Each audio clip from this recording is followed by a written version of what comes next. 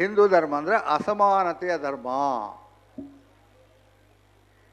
ಈ ಕೊನೆಯದಾದಂಥ ಶೂದ್ರ ಇದ್ದಾರಲ್ಲ, ಇವರ ಜನಸಂಖ್ಯೆ ಎಷ್ಟಿದೆ ಇಂಡಿಯಾದಲ್ಲಿ?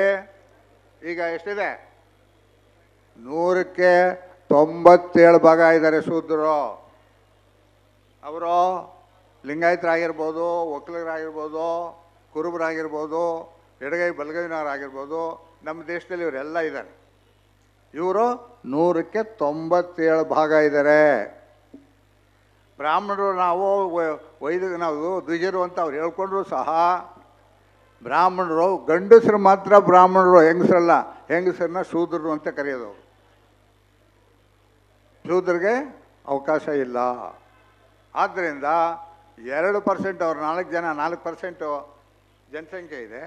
2% ಮಹಿಳೆಯರು ತಗೋದ್ರೆ ಇನ್ನು ಉಳಿಯೋದು 2% ಬ್ರಾಹ್ಮಣರು. 2% ಜನ ನಿಮ್ಮನ್ನು ಆಳ್ತಾ ಇದ್ದಾರೆ. ನೀವು ಇದ್ಯಾವುದು ಅರ್ಥ ಮಾಡ್ಕೊಂಡೇ ಇಲ್ಲ. ಎಲ್ಲ ದೇವಸ್ಥಾನಗಳು ಅವ್ರ ಕೈಲಿವೆ. ದೇವಸ್ಥಾನ ಕಟ್ಟೋರು ನೀವು, ಕಲ್ಲು ಹಾಕೋರು ನೀವು, ಗಾರೆ ಹಾಕೋರು ನೀವು, ಮಣ್ಣೂರವ್ರು ನೀವು, ಬಣ್ಣ ಹೊಡೆಯೋರು ನೀವು, ಕೊನೆಗೆ ದೇವರು ಎಂಬ ಕಲ್ಲಿದೆಯಲ್ಲ ಆ ಕಲ್ಲು ತಗೊಂಡು ನಿಲ್ಲಿಸೋರು ನೀವೇ. ಆದರೆ ಏನಾಯಿತು, ಅವನು ಬಂದು ಆ ಕಲ್ಲನ್ನು ವಿಗ್ರಹವನ್ನು ತೊಳೆದಾದ್ಮೇಲೆ ಪೂಜಾರಿ ನೀವೆಲ್ಲ ಹೊಳೆ ಕಾಯ್ತೀರಿ, ಅವನು ಹೊಳೆ ಕಾಯ್ತಾನೆ. ಅವನೇನು ಕೆಲಸನೇ ಮಾಡಿಲ್ಲ, ಅವನಾಯ್ತು. ಇಂಥ ಧರ್ಮ ನಿಮ್ಮದು. ಇಂಥ ಧರ್ಮನ ನೀವು ಒಪ್ಕೊಳಕ್ಕಾಗುತ್ತಾ?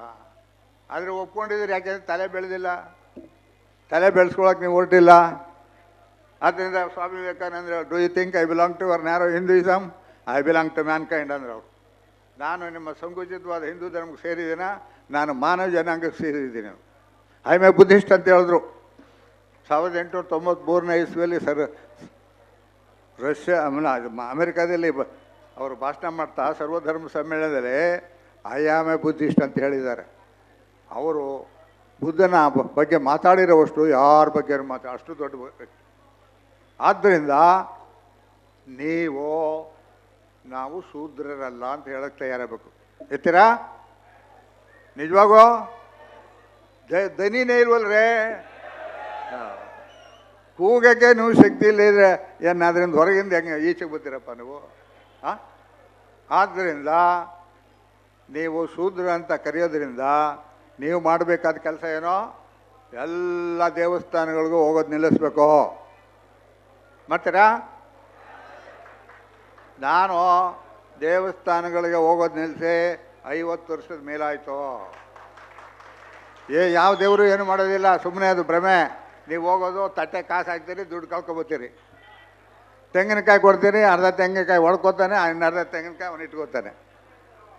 ನೀವು ದೇವಸ್ಥಾನಕ್ಕೆ ಹೋಗಿದ್ರೆ ನಷ್ಟ ಮಾಡ್ಕೊಳಕ್ಕೆ ಹೋಗ್ತಾ ಇದ್ದೀರಿ ನೀವು ಅಷ್ಟೇ. ಏನೂ ಭಯಪಡಬೇಕಿಲ್ಲ, ಯಾವುದೂ ಇಲ್ಲ. ಈಗ ನೀವು ಮಸೀದಿಗೆ ಹೋಗೋದಿಲ್ಲ, ನಿಮ್ಗೇನಾದ್ರು ತೊಂದರೆ ಆಗಿದೆಯಾ? ನೀವು ಚರ್ಚ್ಗೆ ಹೋಗೋದಿಲ್ಲ, ಏನಾದ್ರು ತೊಂದರೆ ಆಗಿದೆಯಾ? ಹಾಗೇನೆ ಈ